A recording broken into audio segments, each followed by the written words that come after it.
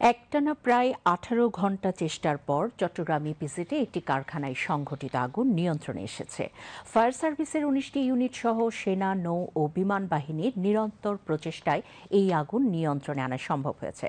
Fire service জানায়, গতকাল বেলা ২:৩০টার দিকে ইপিজেডের ৫ নম্বর সড়কে অ্যাডামস ক্যাপ নামে একটি কারখানায় আগুনের সূত্রপাত হয়। কারখানাটিতে হাসপাতালে ব্যবহৃত যন্ত্রপাতি তৈরি করা হতো।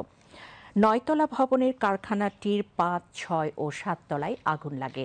ভবনটিকে ইতোমধ্যেই ঝুঁকিপূর্ণ ঘোষণা করেছে ফায়ার সার্ভিস। এখন পর্যন্ত কোনো হতাহতের খবর পাওয়া যায়নি। অগ্নিকাণ্ডের ঘটনা তদন্তে ৫ সদস্যের কমিটি গঠন করা হয়েছে।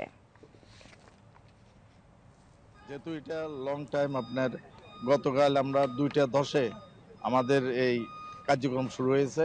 শেষ পর্যন্ত আমরা আজকে সকাল 7টা 25 মিনিটে আমরা আগুন নিয়ন্ত্রণে আনতে সক্ষম হয়েছি, সর্বশেষ অবস্থান।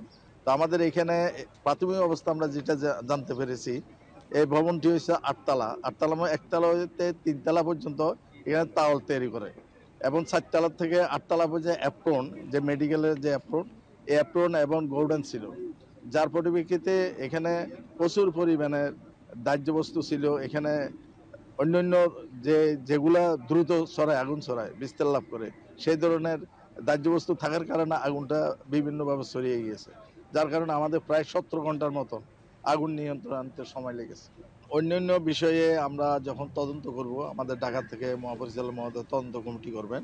তদন্ত কমিটি করার পরে আমরা জানতে পারবো যে তাদের কি কি উইকনেস আছে।